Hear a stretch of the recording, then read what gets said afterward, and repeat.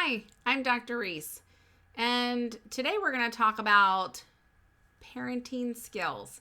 Now, a lot of parenting skills fall into two different categories.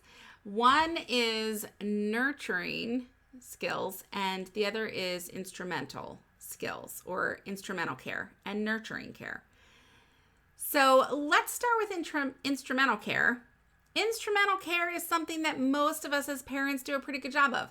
Instrumental care says, when my child is sick, I will make them some chicken noodle soup.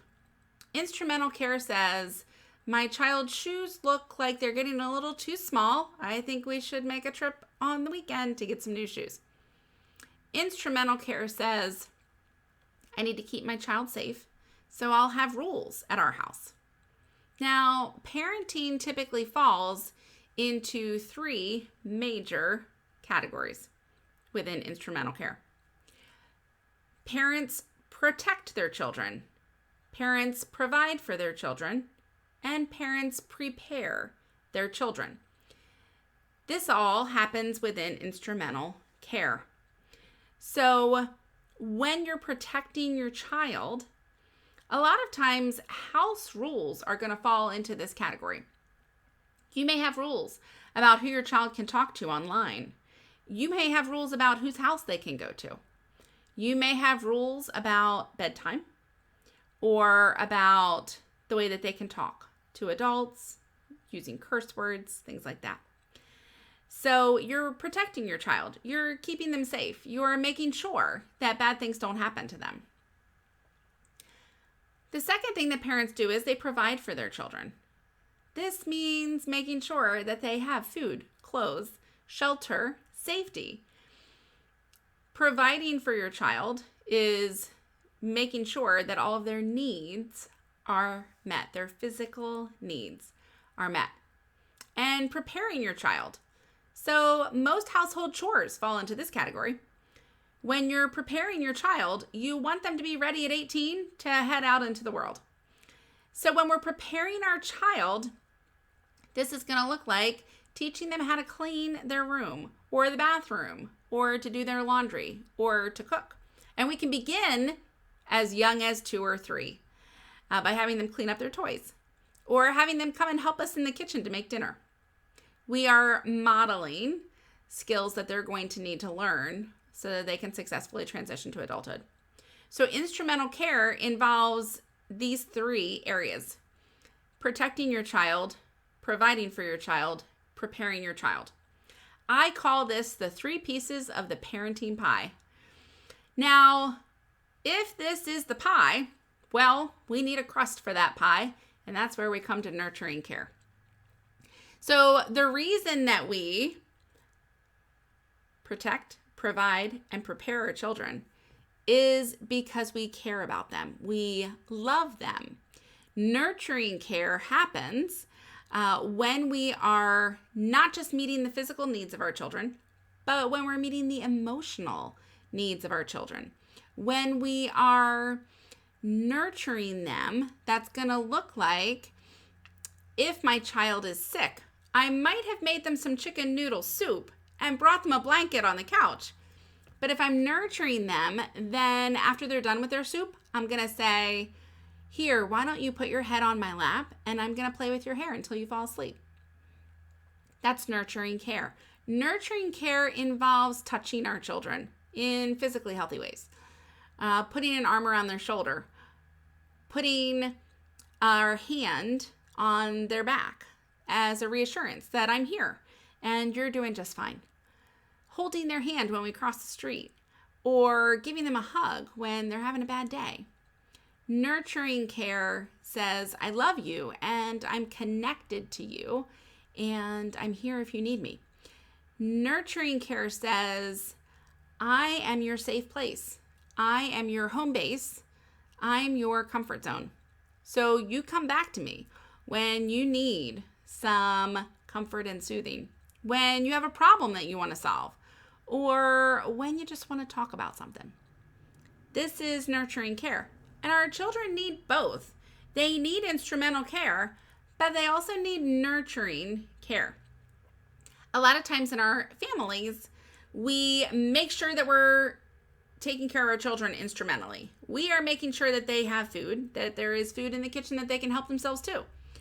But a lot of our families today are missing nurturing care. And this connection, this relationship with parents is really important for kids, because needs are not just food, shelter, clothing.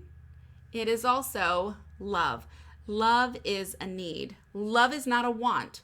Spending time with your child should never be set up as a reward for good behavior. Spending time with your child is part of parenting. That is part of loving your child.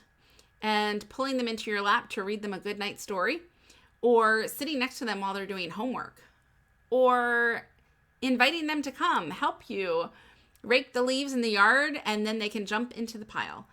All of these things, these connection-based activities, these attachment-based activities, are nurturing care. When our children are not nurtured, when they don't feel connected to parents, when they don't feel attached, well, then we start to see some problems in our children's behaviors, because they're using their behaviors to get our attention, to say, hey, I have a need that is not being met.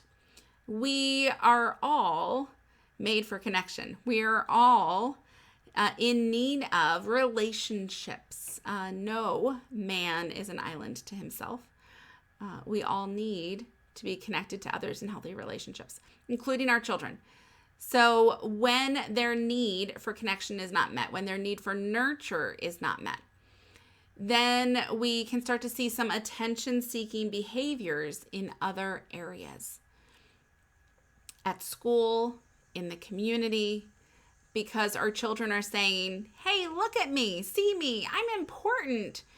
And a lot of times our intervention for attention-seeking children is planned ignoring. I am not an advocate of planned ignoring, because planned ignoring actually ignores the need that the child is expressing. Now, what we know about needs is this: a need is a need. It has to be met. And that child will continue trying to meet that need all by themselves, dysfunctionally and inappropriately, because children don't make good choices. Not because they're bad kids, but because their brains are not fully developed yet. And the very last part of the brain to develop, right around the age of 25, right here behind your forehead, your prefrontal cortex. This is where all your decision-making abilities lie. So children are practicing making good decision-making skills, and sometimes they make good decisions, but not consistently until late teens, early 20s, when that part of their brain actually fully forms. So if I have a child who is 6, 10, 12, trying to meet their need for love and attention all by themselves, it's most likely going to look dysfunctional and inappropriate, because they're not going to make a good choice about how to do that. So when they are having those attention-seeking behaviors and they're telling me what their need is, if I ignore it, chances are the behavior is going to escalate, because the need has to be met. So if we can recognize that this is a need that a lot of our children are struggling with, because again, in our families, a lot of times we are so busy and we are missing the nurturing care that our kids need, then instead of ignoring that need with planned ignoring, I'm actually going to meet the need proactively, preemptively.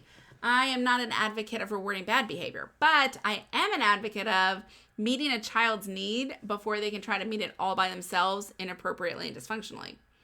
So for that attention-seeking child, pulling them in to you for lots of positive attention before they can try to seek it themselves negatively later on. In the morning at your house, that might look like pulling them in to help you make the lunches. Or in a school setting, having that child stand next to you first thing in the morning for 30 minutes and be your dry erase marker holder, so that they get lots of you time first thing in the morning. When we meet our children's needs, this helps them to feel safe with us. And it helps them to trust us as adults who can take care of them. So remember that children need instrumental care, but they also need nurturing care. They need both. And guess what? This is not just for children. This is for us as adults too. Now, a lot of times as adults, we can meet this need all by ourselves. We can feed ourselves. We can provide our own transportation. We can wash our own clothes. But what we cannot meet for ourselves is nurturing care. Nurturing care only happens within a relationship with another person. You cannot nurture yourself. You can take care of yourself. You can practice good self-care. But nurture is when another person says to us, I see you, I hear you, and you are important to me. That's nurturing care. Our children need that, but so do we as adults. So make sure that when you are assessing your parenting pie, that you are protecting your kids, providing for your kids, and preparing your kids, but that the crust that undergirds it all is the love and nurturing care that you're giving them while you're doing those things. Thanks for watching.